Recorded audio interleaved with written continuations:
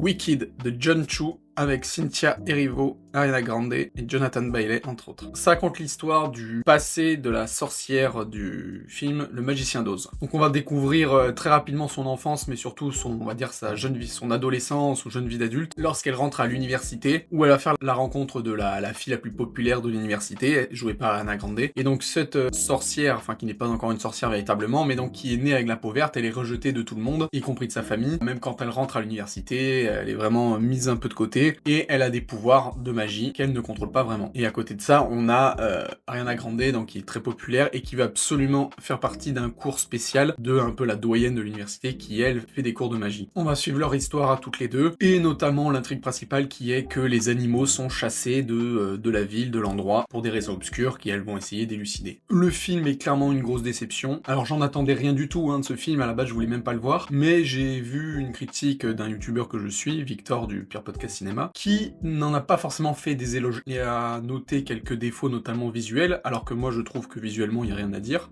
Il est pas exceptionnel, mais je trouve que ça va. Et par contre, il en parle comme un potentiel film culte. Et c'est vrai qu'un film culte peut l'être sans être hyper bien, et à l'inverse, un chef-d'œuvre peut ne pas être culte. Mais je suis désolé, là non, je ne vois pas en quoi ce film sera culte dans le futur. Wicked, je suis désolé, il y a rien, c'est mauvais, c'est nul. Ok, les actrices jouent bien, moi le visuel je trouve que ça allait, mais c'est tout, ça s'arrête là. L'histoire principale, bon, le scénario à la limite, j'attendais pas un scénario à la Inception, mais on va dire que ça passe. Mais sinon c'est boring, quoi, c'est ennuyant. Le film dure 2h40, je me suis emmerdé à mort. Alors, c'est un film, une comédie musicale. Je n'aime pas les comédies musicales. Les rares que j'ai vus où il y avait de la musique dedans et qui ont été exceptionnels sont des films qui n'étaient pas à la base pas vus comme ça, comme encore une fois le film Rebelle, où il y a quelques scènes de musicales dedans qui sont exceptionnelles. Et dernièrement, on peut citer le film musical Emilia Pérez. Et je suis désolé, mais c'est jour et la nuit. Emilia Pérez, chaque scène musicale te fout un coup de poing dans le ventre. C'est exceptionnel. Les chorégraphies sont incroyables, la musique est folle, le rythme, il y a tout qui est bien dans Emilia Pérez. Là, on oublie tout. Là, je suis sorti du film,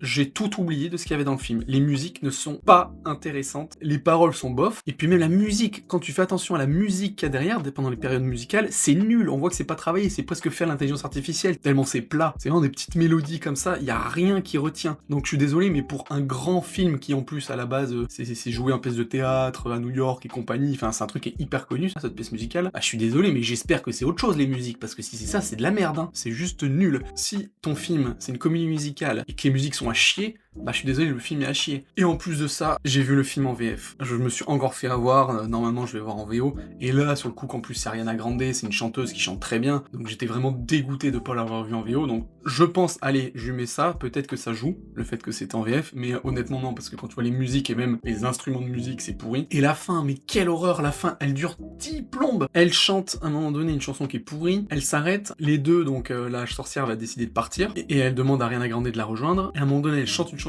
ensemble, donc elles l'ont déjà chanté il y a 2 secondes, ça parle, ça rechante la même chanson ensemble, pour finalement que Ariana Grande, elle dise non, je reste ici, alors qu'elles chantent la chanson ensemble, qui est une chanson pour dire gravité, au moment qu'elles vont s'envoler toutes les deux, donc ça n'a aucun sens, même de mettre cette musique à ce moment-là, ça n'a aucun sens, donc elle dit non, et là ça rechante un peu derrière, enfin vraiment, la fin du film, là, c'est horrible, t'as envie de dire, mais arrête, stop, arrêtez de chanter, mettez un rideau de fin, ça dure en long, en large, c'est horrible. Et le pire, c'est que c'est une première partie, c'est-à-dire qu'il y aurait une suite. Voilà, c'est juste trop chiant. Il y a aussi un truc sur lequel je voulais ajouter là, c'est qu'il y en a marre de faire des films, que ça soit les Disney avec Maléfique, même si lui était pas mal en soi, mais c'est la mode de refaire des films comme Le Roi Lion, où un peu là, on va découvrir avec le film Mufasa que Scar était finalement gentil à la base. Et d'ailleurs, il le pose dans cette question, c'est est-ce qu'on est méchant ou est-ce qu'on le devient? En vrai, cette question elle est très intéressante. Pour moi, on est méchant.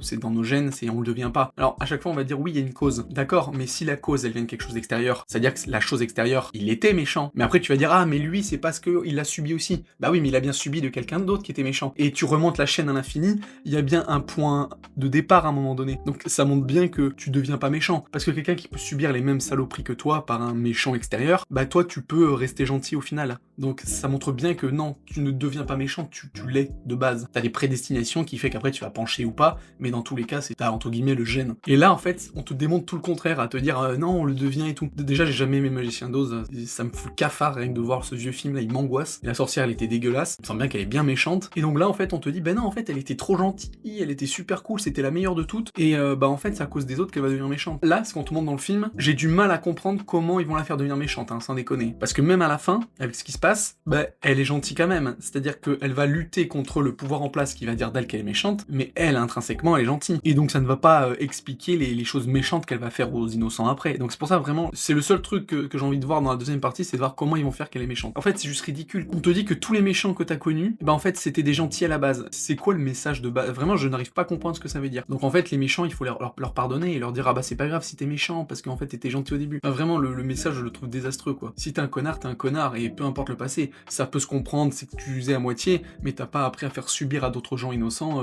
des trucs de merde, en fait. Et en tout cas, ce qui est bien dans le film, c'est que ça montre bien le côté mouton des gens, du peuple. Ils sont tous en train de lui rigoler au nez, vraiment de la bisuter indirectement, en rigolant d'elle et tout, et dès que la meuf populaire, en une seconde dans une scène, elle devient pote avec elle, pof, tous les gens du groupe, ils sont en train de dire « Ouais, trop bien, trop cool ». Vraiment, il y a une scène comme ça m'a fait rire parce que sur le coup, c'est vraiment la réalité des gens du peuple. Hein. Tout le monde va cracher sur quelqu'un, mais si t'as quelqu'un un peu de charismatique et populaire qui va dire autre chose, bah tout le peuple débile, là, vont suivre et faire pareil. Enfin, vraiment, sur le coup, c'était vraiment représentatif de la réalité. Donc voilà, pour conclure, n'allez pas voir cette merde, vraiment, il y a d'autres choses beaucoup mieux au cinéma en ce moment.